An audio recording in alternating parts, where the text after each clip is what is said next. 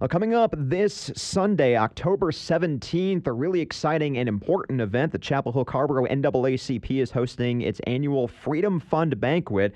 Again, Sunday, October 17th, beginning at 6 p.m. It's going to be at the drive-in at Caraway Village up in northern Chapel Hill. You can also join virtually if you prefer. They've got that option too. You can get tickets and more info online at naacpbanquet.com. This is their primary fundraiser of the year.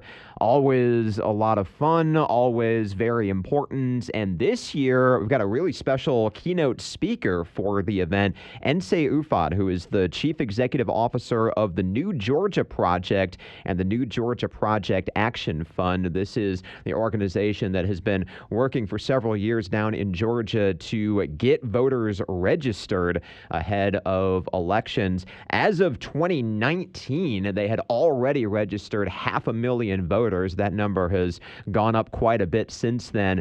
And Ufot is going to be talking about her experience, the work they've been doing, and how that translates to North Carolina. Ufot joins us on the phone right now to talk about her work in Georgia and the upcoming event this Sunday in Chapel Hill. Thank you so much for being with us today. Good morning. My goodness. Thank you for having me, Aaron. Good morning. So tell us, first of all, about the keynote you're going to be giving on Sunday. What's the message? What's it going to entail? Yeah, I'm super excited. First of all, it was an honor to be invited. When I think about the work that we do and the work that we've done over the past decade, it is because of the over 100 years of advocacy that the NAACP has done, and like marrying racial justice with electoral politics and electoral justice, like that blueprint has been laid out for us for over a century because of the NAACP's long history of leadership in this area. And so that's honestly what I'm going to talk about, right? The idea that history may not repeat itself, but it absolutely rhymes, right? And so thinking about the 1918 pandemic and how that led to the Harlem Renaissance and the Roaring 20s, right? And, you know, the Golden Age, and it's been called a bunch of things in different countries across the globe, but that out of darkness comes this real opportunity for us to rebuild, that there's an opportunity for us to fight for and build the North Carolina, the Georgia, the America that our families deserve. And so what is your contribution going to be in this new Roaring 20s, right? In this new age of like unbound creativity, where we've come out of this terrible moment where almost 700,000 Americans have died. Leaders in states across the country have failed us, right?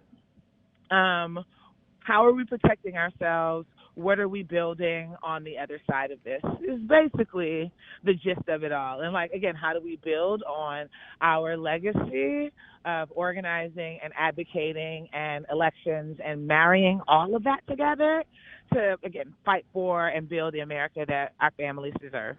I love that. That's such an energetic, optimistic, hopeful message. And I know so many of us kind of look out there at the world and there's so much heavy stuff going on, and it can be difficult, but it's great to look at it from that perspective. And you've had a ton of success in Georgia in the last few years. Obviously, the 2020 election being a pretty clear reminder of what an impact it can make to just go around and get people registered to vote, right? Yeah, no, absolutely. I think that, you know, we lead with voter registration because it's an important conversation to have, because it's super nonpartisan, right?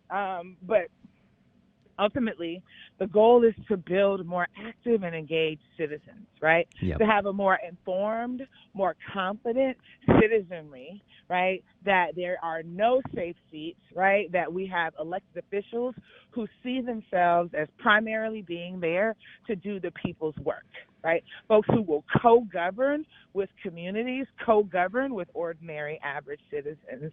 Like, that's why we do what we do. That's why we lead with voter registration. But it's not in any way the totality of what we do, right? So we build video games.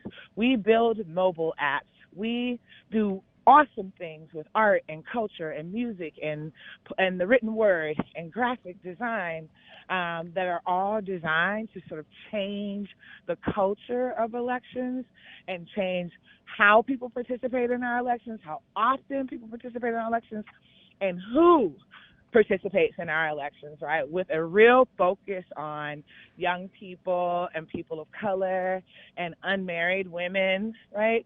That these are folks that are underrepresented in our legislatures, underrepresented in the electorate, and we want to make sure that they are showing up, again, informed and confident so that they know why their vote matters, and it's a regular part of what it means to be a good and active citizen. Like, that's why we exist. And it's not to win any one particular election, right? But it's to make sure that, like, this is how we make decisions about how we're spending our resources, how we spend our tax dollars, what our priorities are as a community. And naturally, like, we find that, like, older citizens are naturally show up, and they're super voters, right? These are people who vote in every election in which they're eligible. And how do we create super voters? How do we build super voters? Thinking about the 2020 presidential election, the folks who voted for the first time in that presidential election were born in 2002. So you know what that meant? That meant that we absolutely had to do videos Yep. about going inside of a post office, right? And how much a stamp cost, and what a forever stamp was. Because, again, folks who were born in 2002, by and large, have not had the experience of having to, like, vote by mail. And certainly not having had the experience of paying for stamps. So again, it's really making sure that we know what the needs are, what the questions are of the communities that we organize with, and making sure that we are available, that they have access to us, that they have access to high quality information that they can trust about all things about the elections and what these elected officials do and why it matters for them in their lives. Speaking with Nsé Ufot, again, CEO of the New Georgia Project and the New Georgia Project Action Fund, keynote speaker for the Chapel Hill-Carrboro NAACP's Freedom Fund Banquet this Sunday at 6 p.m. NAACPbanquet.com is the website. You've talked about a lot of different things that you do to reach out to voters and prospective voters, and I know it's important to reach out to them in a whole bunch of different ways. What have you found to be the most effective, or the strategy that works the best in terms of reaching people who have been marginalized, who have been shut out, who might be apathetic or cynical about their vote mattering, and reaching them and convincing them to come in and get involved and get active and vote? Yeah, I mean, a couple of things. I think one is consistency, right? I often use the analogy with my staff, with our team, with the organizers, right? That, like, one of the reasons why, for example, Alcoholics Anonymous is so effective is that, depending on the community that you're in, like, if you go to the basement of St. Michael's every day, or, every Tuesday and Thursday at 7 p.m., you know that there's going to be cookies, there's going to be juice, and there's going to be a meeting, right? And that regardless of what's happening with your personal life, what's happening with your professional obligations, that every Tuesday and every Thursday at 7 p.m., in the basement of St. Michael's, there's going to be cookies, juice, and a meeting, right? And how do we establish that for ourselves in terms of as civic educators and as people who are committed to breaking down policy and the politics that affect young people and communities of color and women and new Americans? And, like, how do we show up consistently, particularly in this age of, like, misinformation and disinformation, where people don't know what to trust or, like, what news sources to trust, and, like, that is intentional, like an intentional result of misinformation campaigns. Establishing ourselves as a trusted messenger with relevant information that people can rely on and take action on has been really, really effective for us in our overall messaging.